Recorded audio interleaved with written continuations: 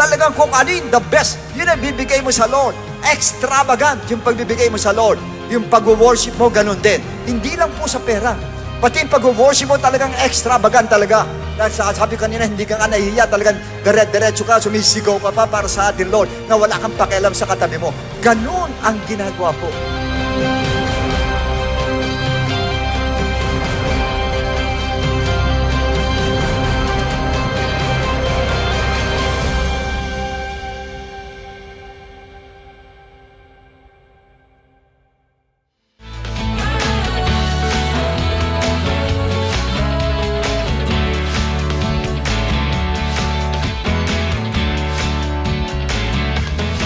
God, who is the first and best, must have the first and best of everything. Whether na-rebuke po tayo, or na-comfort tayo, na-encourage po tayo, we do it because we love the Lord. We love His house. We love His people. We love His purpose. Servants Force Devotion.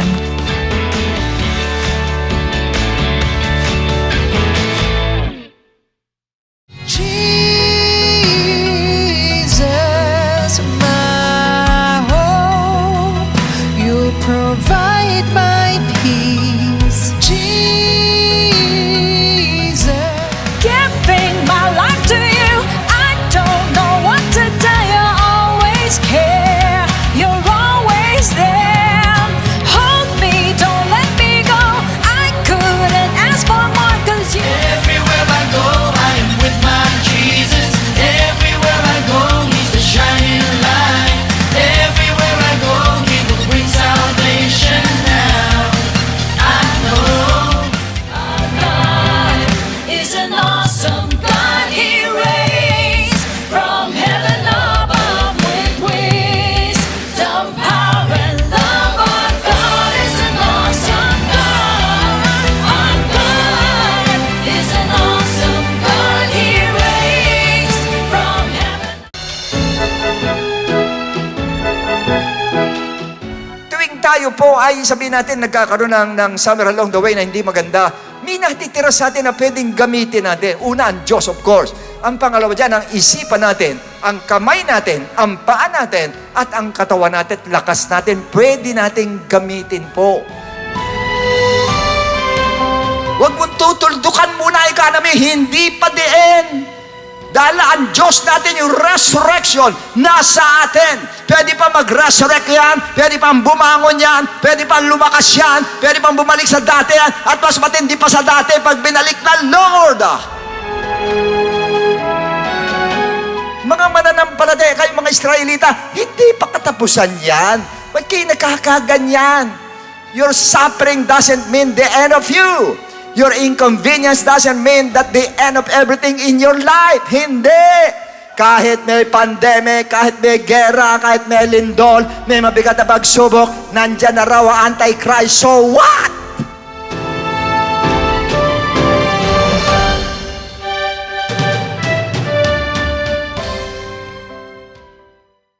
Welcome to my God Connection. We will claim the power of Jesus and His Word.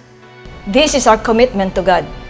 Join us as we unite into intimate prayer to Jesus. My God Connection every Monday, Wednesday, and Friday, 3 p.m. on Facebook, YouTube, and Instagram.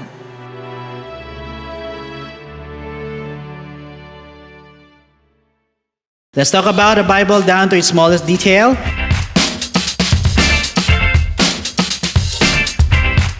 Here on the Teaching Ministries Bible Survey.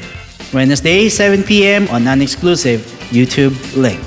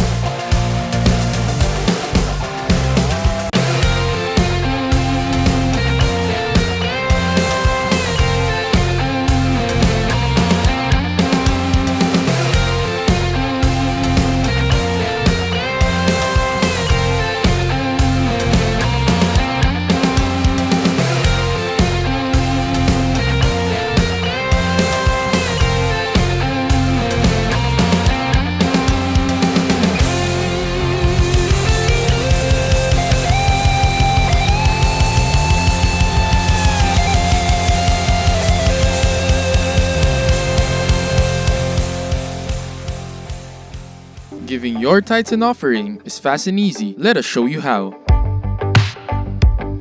Using the GCash app, send money to this number and remember, refrain from attaching a voice clip due to its 72-hour expiration. You can also do a bank transfer via GCash. Just choose the bank transfer option, then select your preferred bank and key in the church's account details.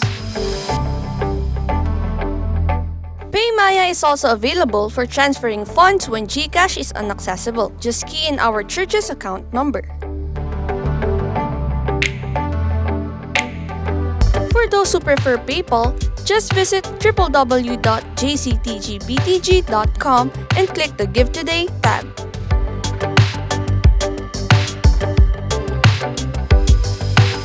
Our bank accounts are still open for direct and online deposits. These are the account names, account numbers, where you can deposit your tithes and offering,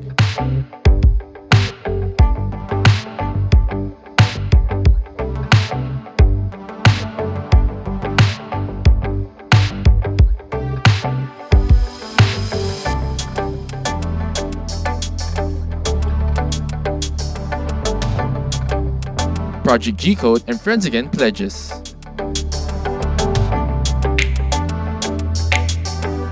Remittance centers such as Western Union, M. Luwilier, Cebuana Luwilier, and Palawan Express are also your options when giving. Please write Judith Lagunsad or Efren Lopez as receiver and provide this contact number.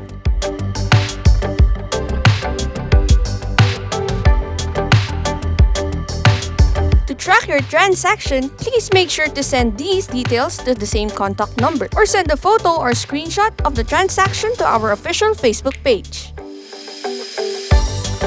To know more about online giving, contact us at these numbers or send us a message on our Facebook page or visit us at our website at www.jctgbtg.com.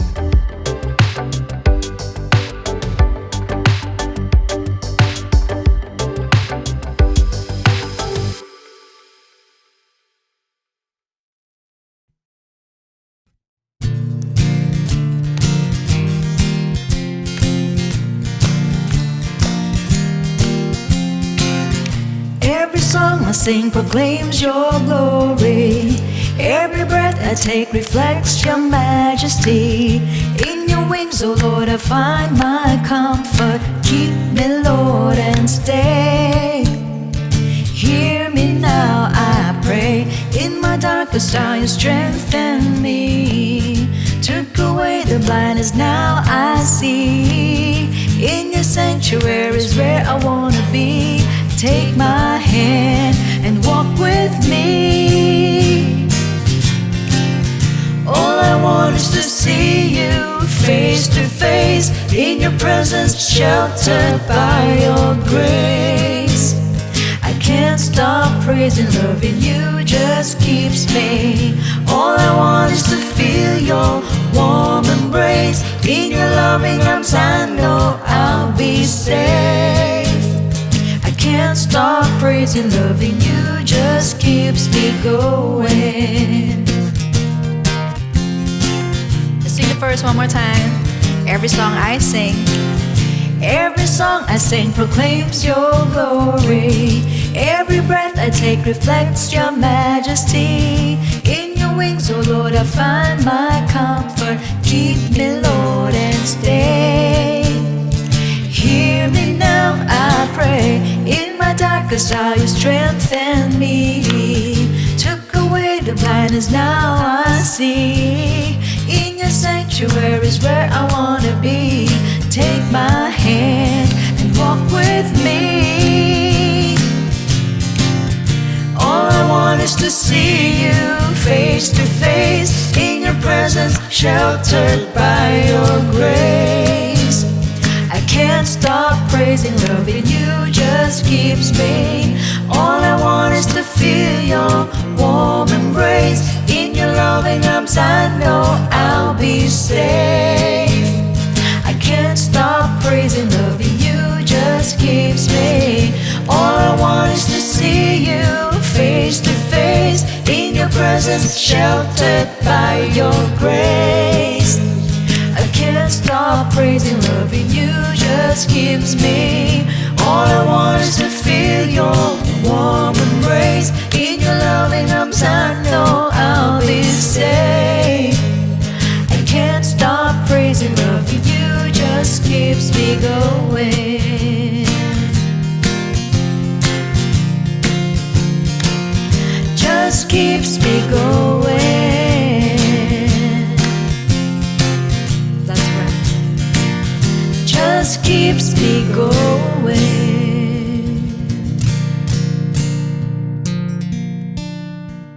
Praise the Lord sa pong magandang gabi sa inyo po lahat mga kapatid, especially to all, to God be the glory who are watching right now. Pagpalain po kayo ng Diyos sa buhay.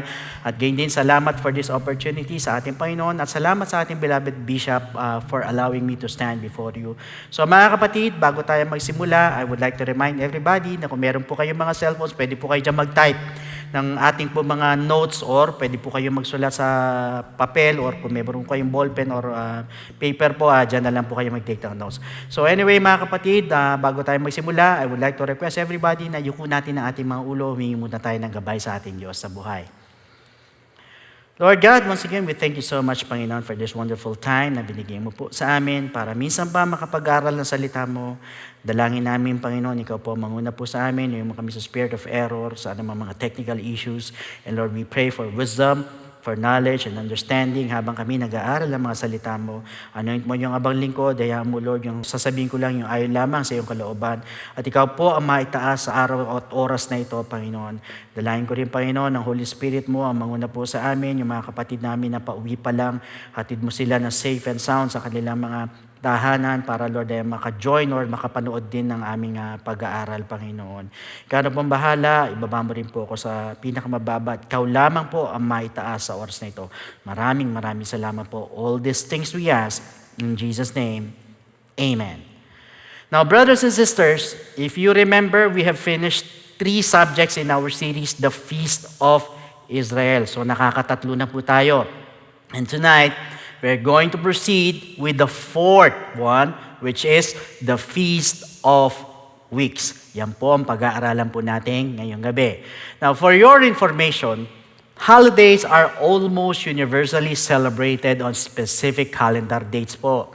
So, the Jewish Feast of Shavuot, Israel's 4th holy day, has no date associated with it in the Bible. But, take note, it is always celebrated 50 days after the Feast of First Fruits. So, meanwhile, mga kapatid, what is the definition of Shavuot?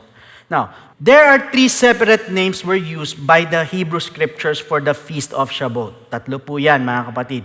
So, in Hebrew po, pag sinabi natin Shavuot, it means weeks. So, each name emphasizes a different facet or part of its observance. Yung number 1 po, the most common Hebrew definition was Hag HaShavuot, meaning the Feast of Weeks, in Exodus chapter 34, verse 22. And you shall observe the Feast of Weeks, of the first fruits of wheat harvest, and the Feast of Ingathering at the year's end. So in other words, brothers and sisters, Shavuot was called the Feast of Weeks because 7 weeks were counted from the Feast of First Fruits until observing this feast. Ibig sabihin po, 7 linggo po ang binibilang magmula po sa kapistahan ng unang bunga hanggang sa maga na po itong feast na ito.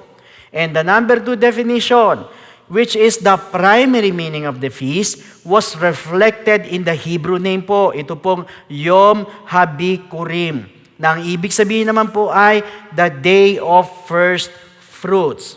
In Numbers chapter 28, verse 26. Also, on the day of the first fruits, when you bring a new grain offering to the Lord at your feast of weeks, you shall have a holy convocation. You shall do no customary work. So since Shavuot was the day on which the first fruit offerings of the summer wheat crop were brought to the temple, mga kapatid, thus, ito pong Shavuot marked the beginning of the summer wheat harvest, even as Israel's earlier feast of first fruits marked the beginning of the spring barley harvest. So since ito pong Shavuot ay yung pong araw na kung saan dinala po nila sa templo yung mga unang bunga ng alay na trigo, ito po ang nagmarka ng panimula ng pag-aani sa tag-araw, katulad po ng first fruits or feast of first fruits. And pagsisimula po ng tagsibol ng ani ng sebada. Then, yung number 3 definition po, it is Hag HaKatzir. Ibig sabihin po, the feast of harvest. In Exodus chapter 23, verse 16. The first fruits of your labors which you have sown in the field, and the feast of ingathering, at the end of the year when you have gathered in the fruit of your labors from the field.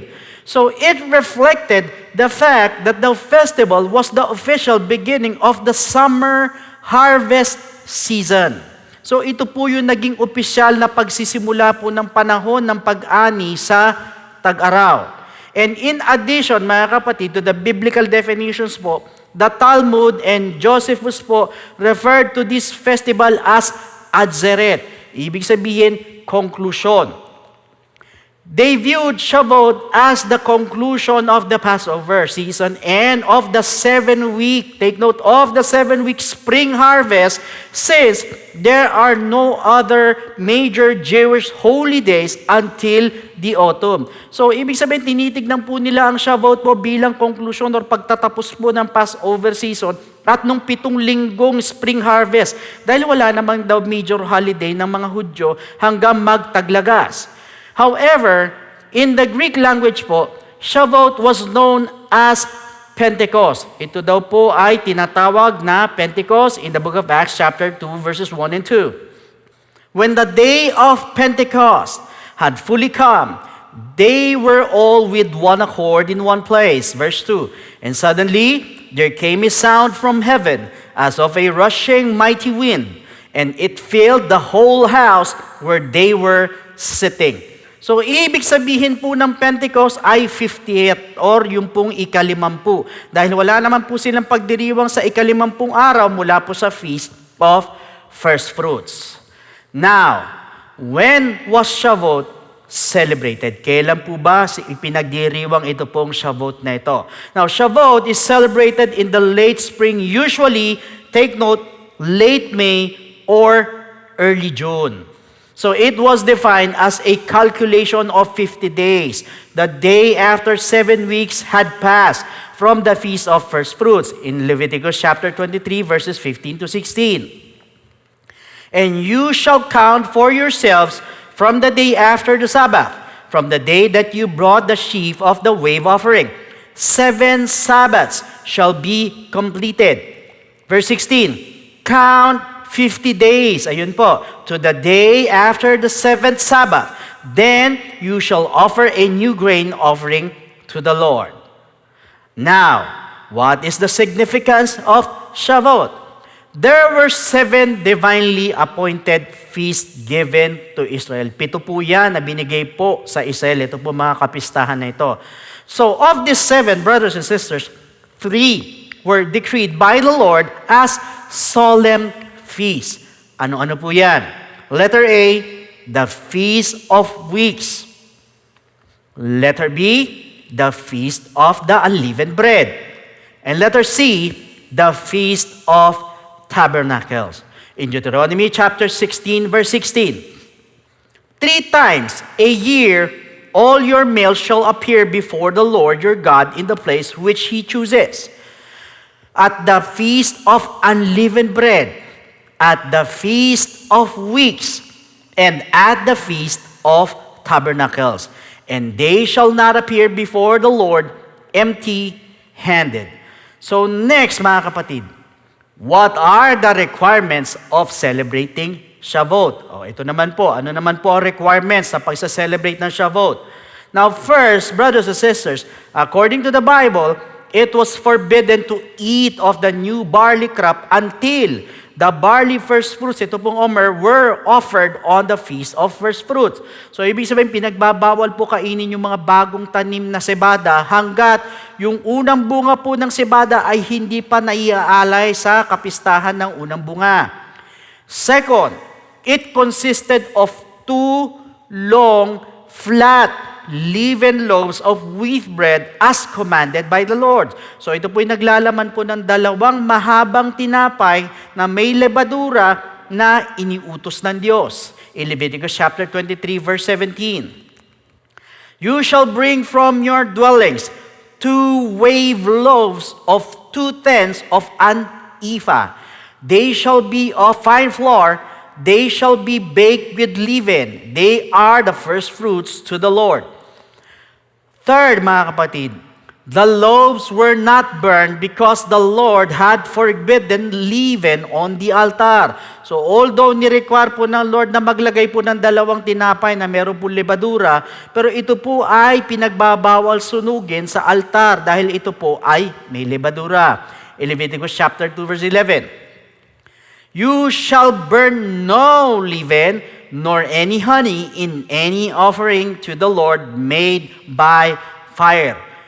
Pero mga kapatid, yung pong tinapay na may lebadura at ang 2 tupa na nagsisimbolo po ng peace offering po ay nagresulta ng wave offering para sa Shavuot. So ibig sabihin po, instead of offering the loaves and 2 lambs po as a peace offering, ito po mga priest form the wave offering for Shavuot. So, imbis na ialay po yung 2 tinapay po at yung 2 tupa po bilang peace offering, ang inalay po ng mga priest ang mga ito bilang wave offering para sa Shavuot. So, the priest waved them before the altar forwards, tapos backwards po, then up and down. So, ang ginagawa po nila, winawagayway po ng mga priest po yung mga alay na tinapay at ng mga tupa. Ganun po ginagawa nila. So, meron pong paabante or pasulong, tapos meron pa atras, pero itataas, pero ibababa. At maaari pong ginawa po nila ito isa-isa dahil kung sabay-sabay po, lalo na po tupa, mabigat po yan, mahirap. So, most likely, isa-isa po nila ito ginawa. In Leviticus chapter 23 verse 20. The priest shall wave them with the bread of the first fruits as a wave offering. So, ibig sabihin mga kapatid, katulad na binanggit ko kanina, instead na peace offering, ginawa nilang wave offering before the Lord with the 2 lambs. They shall be holy to the Lord for the priest. So, afterwards, ihahanda na po ito bilang pagkain ng mga priest. Kinahapunan po sa loob ng templo. Now, how do they observe the feast in modern ways? For your information, ang pamumuno po ng mga Romano ay hindi po katanggap-tanggap sa mga taga-Judea. Minamaliit po nila ito at nagsisilbing mabaho sa mga Hudyo. Ayaw na ayaw po nila. At kahit po active po ang Jewish resistance, hindi po sila naging seryoso na hamunin ang panggigipit ng mga Romano hanggang sa taong AD 66 po. So during the summer po, heat of the year mga kapatid, the rebellion gained critical mass. So Jerusalem was cleansed of Roman rule and for 3 years, a limited Jewish independence was restored. So ang pagre-rebelde po ng mga Hudyo laban sa mga Romano ay nagbunga po ng panandaliang kalayaan para sa kanila for at least 3 years mga kapatid. Pero nung naramdaman or maramdaman ng Roman Empire ang kanila pong ginawa, pinadala ngayon nila si General Titus para wakasan ang kanila pong pansamantalang kalayaan. At noong pong 70 AD, matagumpay po na nawasak ng mga Romano ang Jerusalem, pati po yung templo. At napakarami pong Hudyo ang namatay at pinahirapan. In fact, para makita po ng mga bansa ang tagumpay ng mga Romano. So, libo-libong barya po ang pinagawa po nila na may nakalagay po na Judea Capta. Na ibig sabihin po, ito po'y paglalarawan ng Judea o ng mga Judea ay para pong isang babaeng lumuluha sa ilalim po ng palm tree. At sa tabi ng palm tree naman po ay nandoon po yung mga bihag na Hudyong may kadena sa paa.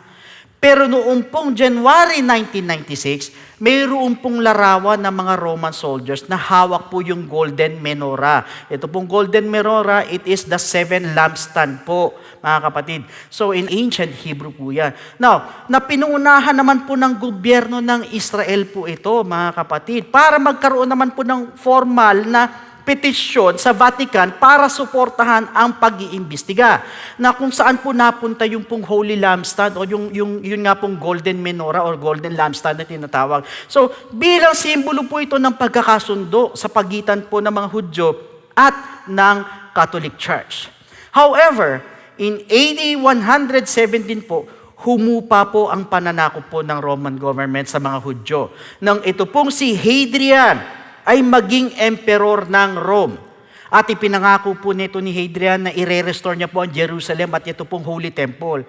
That is why, ang nangyari po, ito mga Jewish people, umasa ngayon po sila na makaka-recover po sila doon sa pagkakalugmok nung back then ng AD 70. Ngunit, ang kanila pong pag-asa ay para po naging usok. Dahil ito po si Hadrian ay na-impluwensyahan po ng kultura po ng Greeks. Ito pong Hellenism na tinatawag. So pag sinabi po natin Hellenism, it means it is the national character or culture of Greece, especially ancient Greece. So, lalo po siya naging anti-Semitic. Ibig sabihin talaga mas naging hostile po ito pong si Hadrian. At sa kanya pong malupit na pagtrato sa mga Hudyo, nilabag neto ni Hadrian ang batas po ng circumcision, mga kapatid. Pati po yung batas ng Sabbath observance at ito pong mga synagogue prayers. Para burahin po ang Jewish distinction at pagsamahin ang mga anak ng Israel dito sa Roman Empire. And in AD 130, ito pong si Hadrian ay muling nirevive po ang Jerusalem. Pero mga kapatid, bilang syudad na ng mga Romano sa ilalim ng pangalan ng kanilang Diyos-Diyosan. So isang bahay-sambahan po ang itinayo po sa Temple Mount, pero ito po ay magiging temple ng Diyos-Diyosang pagano na hinango po sa templo ni Jupiter na nandoon po sa Roma. So that is why ang nangyari, brothers and sisters, sumiklab po ulit ang Second Jewish Revolt laban sa Roma. But in AD 132, muli po silang nakalaya sa ilalim ng pamumuno nito naman ni Simon Bar Kokhba. At yung pong pinuno ng Sanhedrin po ay dineclare po si Bar Kokhba bilang Messiah.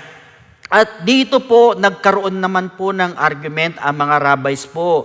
And they forced the Jewish believers po in Jesus Christ na iwanan ang kanila pong posisyon. But in AD 133, ay umatake ang mga Roman soldiers na umabot po sa 35,000 po ang bilang. Napakarami, mga kapatid. At noong AD 135 po ay napatay po si Bar Kokhba in a very, very brutal way. At yung po mga Roman soldiers, dinisrespect po nila yung pong libo-libo mga Jewish people na namatay sa pamamagitan po ng hindi po paglilibing sa kanila. Grabe, mga kapatid. Imagine that. Pagkatapos ng labanan, hindi mo mauunawaan ang kakilakilabot na resulta ng labanan. 50 military strongholds at 985 villages, brothers and sisters, laid in ruins, at ang mga namatay sa mga Jewish people po sa gera ay 580,000. Napakarami. And you could not even count yun namang pong mga namatay dahil sa gutom at iba't ibang klase ng sakit. At libo-libo din pong Hudyo ang binenta po bilang alipin. At ang mga Hudyo po ay papatayin po pag pumasok po sila sa capital city ng Jerusalem. Ganyan po katindi ang nangyari. Kaya't ang pinakalayunin po nila ay ma-revive ang Jerusalem at maitayo po muli yung Temple of God para magkaroon po sila ng chance na mag-alay sa Diyos sa loob ng templo. And ang problema, dahil sa ginawa po ng mga Roman soldiers ay nawasak pati po yung kanilang mga pananim. Kaya't wala na po silang pang-alay at wala na rin po silang templong pag-aalayan. Kaya't nung AD 140 po, the Sanhedrin decided that instead na pananim po ang iaalay sa Feast of Weeks or Shavuot po, they decided na yun na lang pong tungkol sa makasaysayang pangyayari para po mapanatili po ang pagdiriwang ng Shavuot. So the rabbi suggested na yung pong araw ng Shavuot ay sa araw kung saan ibinigay po ng ating Panginoon kay Moses ang Mosaic Law sa Mount Sinai. Although, hindi naman po iniugnay ng Bible ang Shavuot sa Sinai, But it was chosen dahil po ang pagbibigay po ng batas ay nangyari po sa ikatlong buwan. In Exodus chapter 19 verse 1. In the third month, after the children of Israel had gone out of the land of Egypt, on the same day they came to the wilderness of Sinai. That is why in modern Shavuot po, it is called Zeman Matan Torah Tenu. Ibig sabihin, the time of the giving of our law. While in the synagogue, kustumbre po nilang lagyan po ng mga palamuti, ng mga bulaklak po yung pong synagogue para po sa Shavuot. So nagsasabit po sila ng mga kulay green na mga embroidered na kurtina po sa arko kung saan nakalagay po yung pong mga scrolls. So sa mga synagogue po, andyan po, nagbe-braid po sila ng mga koronang gawa po sa mga sanga po at bulaklak po para po sa scroll ng Torah. At ang iba naman po ay nagwe-weave naman po sila ng mga bulaklak sa reading area. At ang dahilan po para mabigyan po nila kasi po ng emphasis, ito pong Harvest Festival. At bilang paalala po na ito pong Mount Sinai ay minsan po nababalot din po sa mga green trees at grass. At yung pong ancient scripture, brothers and sisters, o ito pong ancient scripture readings mo ay para sa Shavuot ay binanggit po sa Book of Ezekiel chapter 1 verses 1 to 28. Gayon din po sa Habakkuk chapter 2 verse 20 and Habakkuk chapter 3 verse 19. Kayo na lang po bumasa. Now, date back to the days of the temple. So they describe the brightness of God's glory in Ezekiel's vision. He witnessed wind and fire. In the book of Ezekiel chapter 1 verse 4. Then I looked, and behold, a whirlwind was coming out of the north, a great cloud with raging fire engulfing itself, and brightness was all around it, and radiating out of its midst like the color of amber, out of the midst of the fire. So take note of the words wind and fire. And Habakkuk saw the Lord revealed at the Messiah's coming in fire and bright light in Habakkuk chapter 3 verses 3 to 5. God came from Teman, the Holy One from Mount Paran. Selah, His glory covered the heavens, and the earth was full of His praise. His brightness was like the light. Ulitin ko, His brightness was like the light. He had rays flashing from His hand, and there His power was hidden. Verse 5, before Him went pestilence, and fever followed at His feet. So after Shavuot was refocused to the giving of the law, ito pong Exodus chapter 19 hanggang chapter 20 po was included in the Shavuot scripture readings. So ito po mga chapters na to describe God's revelation on Mount Sinai and the Ten Commandments. So it is also a Shavuot custom to read the book of Ruth in the synagogue. Kustumbre po nila yan na binabasa po yung aklat po ng Ruth. Bakit po? Because the story of Ruth took place during the spring barley harvest. So, ayun po ang dahilan kasi po it took place during the spring barley harvest. And Shavuot is the celebration of the conclusion of the barley harvest and the beginning of the summer wheat harvest. Secondly, Ruth, the Moabitess po, willingly embraced the God of Israel. Willing na willing po siyang yakapin ang Diyos ng Israel. And His law, ito pong Torah na tinatawag. So therefore, her story is read on this holiday, which today focuses on the giving of the law. Now, what about their food? Alam niyo po mga kapatid, one of the most popular Shavuot tradition is number 1, the eating of dairy foods. Why?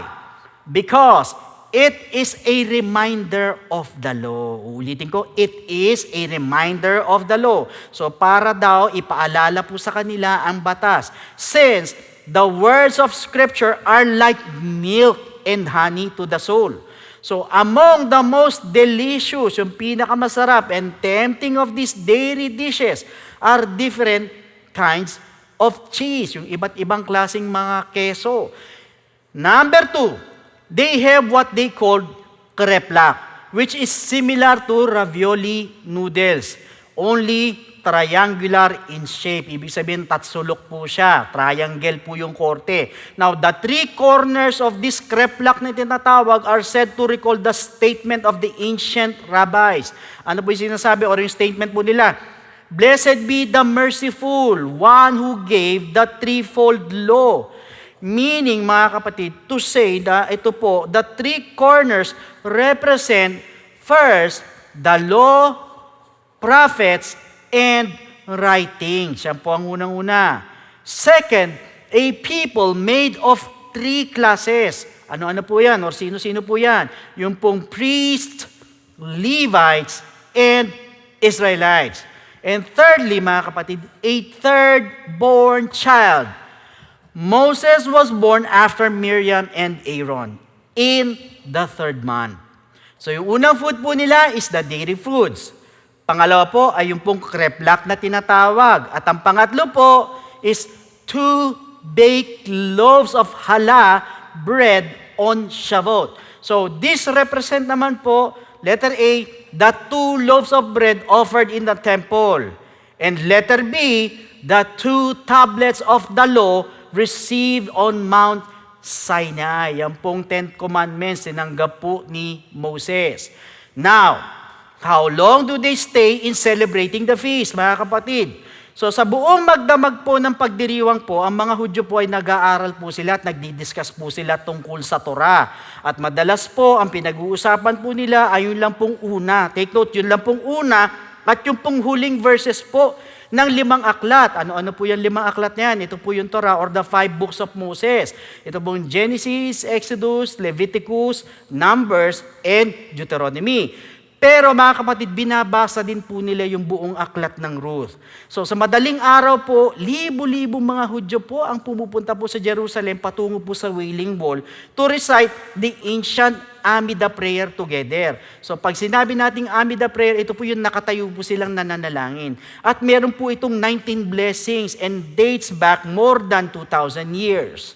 However, in the year AD 30 po, in the month of May, mga kapatid, when the day of Shavuot came that year, on that day, the morning service could be heard as it concluded the blast of silver trumpets, the thunder of worshipers praying in unison. So nung araw po na yun, sa kanila pong morning service po, ay narinig po ang tila bagang pagbugso ng mga trumpeta at kidlat o dagundong po ng mga worshipers po na nananalangin ng sabay-sabay. Yung pong nagsosolong boses na nagbabasa po ng Book of Ezekiel at Habakkuk po ay narinig din. At since yung pong araw ng Shavuot po na kung tawagin po nila ay pilgrim holiday din, napakaraming tao ngayon po ang bumibisita mula po sa iba't ibang bansa po, katulad po ng Middle East, Northern Africa, dyan po, yung po mga taga-Europe at gayon din po yung mga taga-Asia. Kat punong-puno po ng mga tao ang labas po ng templo. At naniniwala po ako, probably that time, mga kapatid, may narinig at naramdaman po silang mandang itaas na rumaragas ang hangin, mga kapatid. Pero ang tanong, paano po nangyari ito? Wala naman pong ulap. Hindi naman po kalakasan ng ihip ng hangin. At hindi po oras ng bagyo sa kanila noon. Kayo po mga worshipers ngayon ay naguluhan po sila. At hinanap po nila sa langit kung saan po nanggagaling yung narinig po nilang hangin. So, pero mga kapatid, yung pong tunog ng hangin ay bigla pong tumungo pababa, patungong west po. At yung pong ilang daang taong nasa outer court ngayon ay lumabas po ngayon sila ng gate ng templo, patungo sa syudad naman po. At pagkatapos po, ay nakita din po nila ang tila bagang maliliit na apoy sa malapit po na bahay sa kanila po na nakakuha po ng kanila pong atensyon. That is why, maaaring ito po mga taong ito ay nagsigawan po at itinuturo po yung bahay na pinaglapagan po ng apoy. And probably that time, brothers and sisters, binuksan po nila yung pinto ng bahay dahil sa maliliit na apoy at sa kakaibang ingay po na narinig po nila. So sina Peter po na nagsasalita po ng iba't ibang wika na ayon sa wika po ng iba't ibang nasyon po na nandoon. That is why, yung mga tao po nagkagulo po sila ngayon. Kaya nangyari po, lumabas ngayon si Peter together with the disciples mo at tumayo po siya sa kalagitnaan po nila at pinatahimik po ang mga tao. At most likely, mga kapatid, namukhaan po nila si Pedro bilang isang tagasunod ng ating Panginoon. So, nagsimula ngayon magsalita si Peter at sinabi niya sa mga tao na hindi kami mga lasing dahil alas 9 pa lang, 9 o'clock pa lang ng umaga. Rather, brothers and sisters, this event was prophesied by Prophet Joel in Joel chapter 2, verse 28. And it shall come to pass afterward that I will pour out my spirit. Take note, I will pour out my spirit on all flesh. Your sons and your daughters shall prophesy. Your old men shall dream dreams. Your young men shall see visions.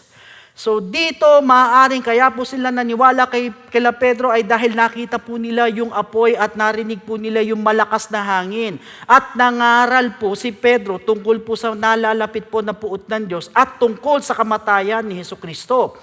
Muling pagkabuhay at ang kanyang pong pag-akyat po sa langit. Kaya't nabagabag po ngayon yung mga tao at nagtanong po sila, ano ang aming gagawin? Una, mga kapatid, ang sinabi po ni Peter, repent. Pangalawa, sabi ni Pedro, be baptized in Jesus' name. At ang pangatlo po, receive the gift of the Holy Spirit. And, brothers and sisters, 3,000 souls were baptized in the name of Jesus Christ that day. At ito po mga sinasabi ko po sa inyo or sinabi ko sa inyo was based on true witnesses, based sa mga totoong nakasaksi po, and was recorded in the book of Acts chapter 2 sa araw mismo ng Feast of Weeks. And on the day of Shavuot, God initiated the new covenant to Israel in the book of Jeremiah chapter 31 verse 31. Behold, the days are coming, says the Lord, when I will make a new covenant with the house of Israel and with the house of Judah. And in Isaiah chapter 59 verses 20 to 21, the Redeemer will come to Zion, and to those who turn from transgression in Jacob, says the Lord. As for me, says the Lord, this is my covenant with them. My spirit who is upon you, and my words which I have put in your mouth, shall not depart from your mouth, nor from the mouth of your descendants, nor from the mouth of your descendants, says the Lord, from this time and forevermore. So in other words, ang Feast of Weeks po ay malaki po ang kinalaman sa araw ng pagbaba po ng Holy Spirit sa mundo o sa Day of Pentecost. At gayon din po naman po ang araw na sila po ay nagsisi at tumalikod sa kanilang kasalanan. Even though the promise ay para lang po sa mga Israelita, pero isinama na rin po ang mga Gentiles sa iniligtas po ng ating Panginoon sa pamamagitan po ng kanyang biyaya at pananampalataya through repentance, baptism, and receiving the Holy Spirit. And this is what the Feast of Weeks is all about. So I hope na marami po tayo nakuha ng mga terminologies, nakapag-take down notes po tayo. So sa gabi pong ito, muli tayo po ay magpasalamat po sa ating Panginoon sa isa na namang karunungan na binigay niya po sa atin. Yuko natin ang ating mga ulo, tayo po ay manalangin sa ating Diyos sa buhay. Lord, maraming salamat po sa mga salita mo. Salamat, Panginoon, sa tinuro mo sa amin. Ngayon, binakita mo po sa amin na ang Feast of Weeks ay malaking bagay po or malaki po ang kinalaman po sa pagdating po ng Holy Spirit. At salamat, Panginoon, O God, na hindi lang po ang mga anak mo o ang mga Jewish people po o Israel po ang niligtas mo, kundi pati mga Gentiles, sinama mo po kami, Panginoon. Maraming salamat. Hayaan mo, Lord, ang lahat ng aming mga napakinggan, Lord, ay tumimo sa aming mga puso't isipan. At Lord, may apply po namin ito sa aming mga pangaraw-araw na buhay, Panginoon. Muli, binabalik namin sa iyo lahat ng kapurihan sa dakila at matamis na pangalan mo, sa pangalan ni Jesus. Amen.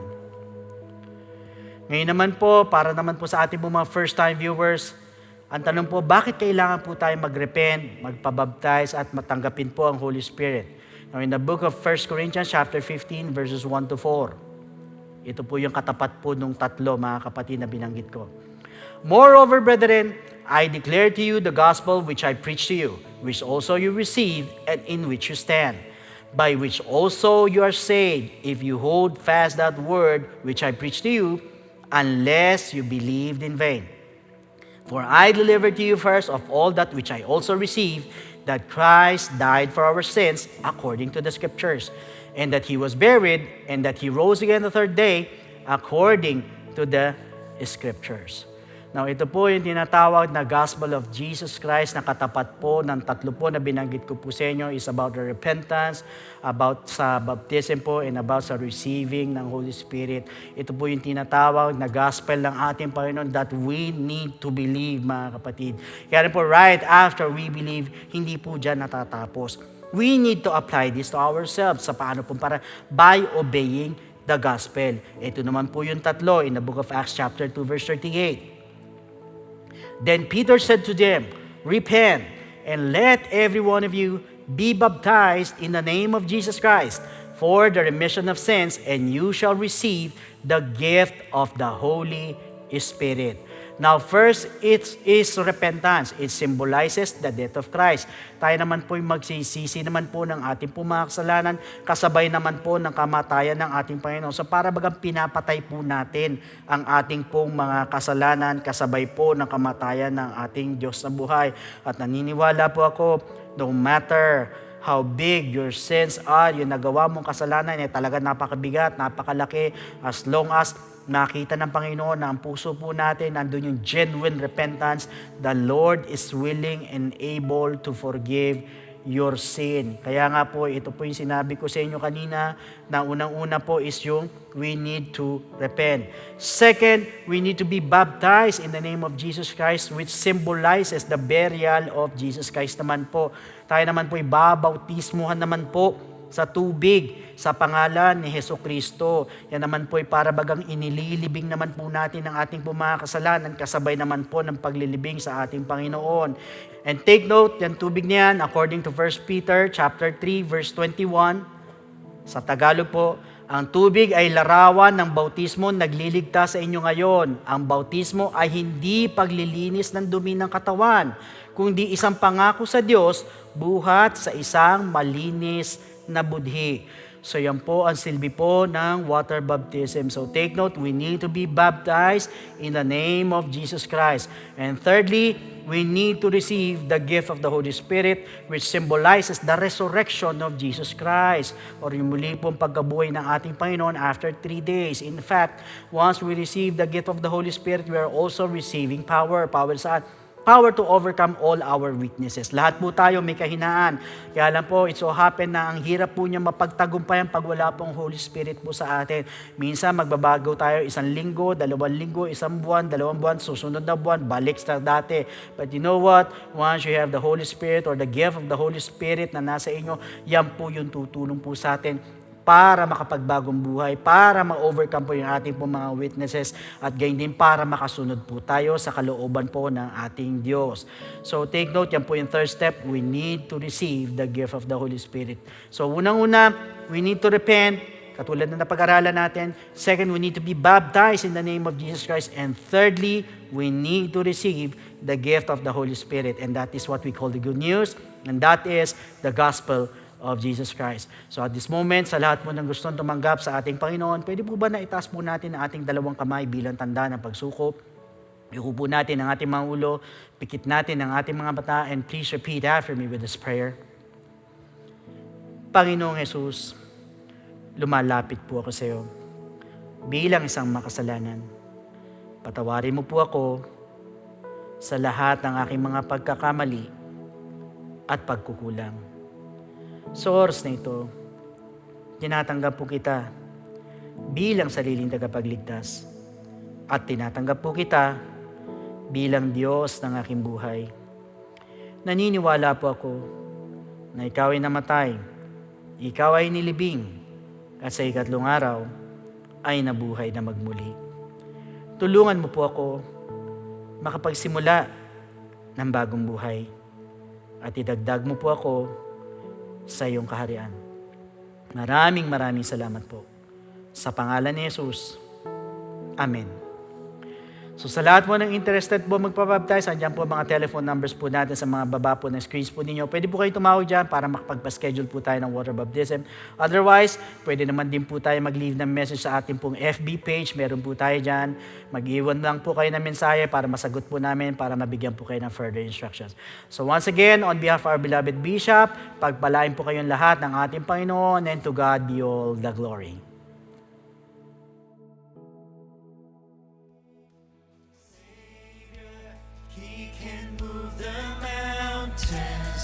My God is mighty to save. He is mighty to save. Forever, author of salvation. He rose and conquered the grave. Jesus conquered the grave.